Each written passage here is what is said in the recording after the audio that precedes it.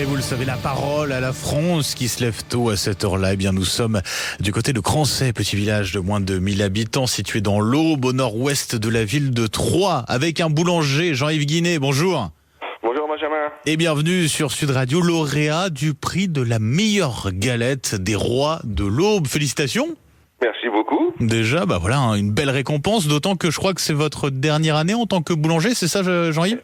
Eh oui, j'ai déjà 43 ans d'activité, donc je vais avoir 60 ans à la fin de l'année, et voilà. Je vais attirer ma révérence pour essayer de profiter d'une retraite bien méritée. Oui, bien méritée, parce que c'est vrai que boulanger, on compte pas ses heures et on se réveille très tôt. Eh oui. Bon, en tout cas, votre prix, vous l'avez accroché, ça y est, dans votre boulangerie ? Ah, tout à fait, il est au magasin et on est très fiers et les clients sont très fiers aussi.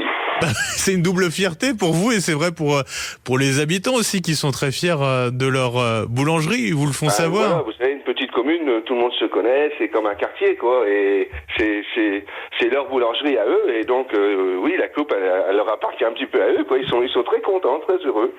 Parce que vous l'avez testé avant cela avec eux, vous les avez fait goûter cette galette ? Vous savez, ça fait 32 ans qu'on est installé à Crancey, donc notre galette, ils la connaissent bien depuis longtemps, quoi. Parce que c'est la même recette, toujours ? Tout à fait. Bon, racontez-nous un petit peu ce concours de la meilleure galette des rois de l'Aube, comment ça s'est passé ? C'est la Fédération des boulangers et pâtissiers qui l'organise depuis 5 ans, et à chaque fois, vous savez, les artisans, comment c'est, comme vous dites, on compte pas nos heures, donc j'ai jamais le temps de participer au concours. Et puis là, cette année, on s'est rencontrés chez un fournisseur avec le président de la fédération. Il me dit, tu fais le concours? Je sais pas, non. Et puis avec mon épouse, je dis, allez, c'est la dernière année, on va tenter. Ça s'est fait comme ça, en fait. C'est un coup de tête, quoi. Oui, et le hasard fait bien les choses, finalement. Oui, parce que c'est le premier concours que je fais de ma vie. J'en avais jamais fait.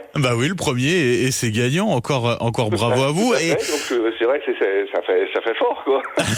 Oui, c'est énorme, effectivement. Et puis, vous terminez votre carrière sur une très belle note, j'ai envie de dire. Tout à fait, en beauté, on va dire, voilà. Oui. Oui, en beauté.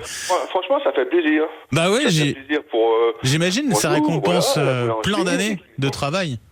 Voilà, oui, 43 ans. J'ai commencé le 15 septembre 1980. Oui, vous connaissez la date, vous en souvenez. Tout à fait, je peux pas l'oublier. Comment ça s'est passé ? Est-ce que ça a joué sur vos ventes cette année pour la galette des rois ? C'est peut-être pas terminé ?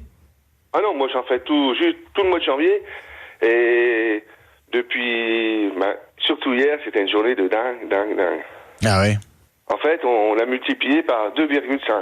Oh, c'est énorme. C'est énorme. En temps normal, à Crancey, je fais le jour de l'épiphanie, donc hier, je fais une centaine de galettes. Et là, on est passé à 250. Avec les habitants de Crancey principalement, vous avez aussi vu passer beaucoup des alentours, parce qu'avec les médias, avec la presse, le journal, ça a fait boule de neige, quoi. Je veux dire, les villes à côté, Romilly-sur-Seine, Nogent-sur-Seine, il y en a même qui sont venus de Troyes. C'est quoi, c'est 3 quarts d'heure de route ? Oui, 3 quarts d'heure de route de Troyes, oui. Forcément, quand on a la meilleure galette de l'Aube pas très loin, on en profite. Voilà, et c'est ce qui s'est passé hier, c'était vraiment un truc de fou, quoi. On avait la queue sur le trottoir, ça n'a pas arrêté. C'est génial, en tout cas, ça c'est magnifique, effectivement. On parle d'un village de 700-800 habitants, en gros, du côté de Crancey. Vous allez prendre votre retraite. C'est pour quand ? Et est-ce que vous avez un repreneur, quelqu'un qui va prendre la relève de la suite ? Non, on a eu quelques touches avec les meuniers, mais bon, ça n'a pas abouti parce que à l'heure actuelle, les banques sont frileuses. Et puis, vu la conjoncture actuelle, c'est délicat aussi. Et malheureusement, moi, je suis trop franc. J'ai eu plusieurs couples qui sont venus et j'ai eu la franchise de dire que, vous savez, on a un book pour montrer tout ce qu'on fait à nos clients quand ils veulent un gâteau ou quoi que ce soit. Et j'ai eu la franchise de dire que je faisais 60 heures par semaine. Ouais. Donc, et ça fait un peu peur aux nouvelles générations. Un petit peu.